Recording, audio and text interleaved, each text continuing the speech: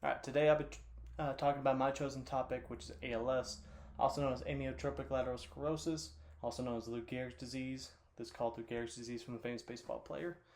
And it's a very personal topic for me. It is something my grandfather, also known as Pop, I called him my Pop, was diagnosed with in 2014, and he passed away in 2016 with. So the pathophysiology for ALS is just the degeneration of neurons, which will lose the ability to signal your voluntary muscles, which will eventually lead to muscle weakness, atrophy, and then eventually death. The thing with ALS, it is just a death sentence in the sense there's no cure. There's really not even an understood patho on it because the exact cause is unknown. But there's multiple theories going around, and research and development is still going on for cures. Early signs and symptoms of ALS include weakness, cramping, decreased motor skills, something that you used to do you can't do no more. And then one thing was from my pop was drop foot. He had drop foot. That was kind of like the first sign.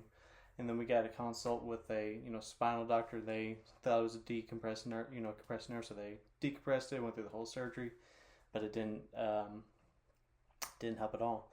And so the thing with ALS is kind of narrowing everything else out, and then finally we get to the ALS. So you're just testing everything else first, and if that doesn't fit, that's kind of the diagnosis of ALS. And by that time, the disease has already progressed so far, And everyone is affected differently. I've gone to a few ALS support groups when my pop was still alive, and everybody was affected differently. Some people, one side was affected.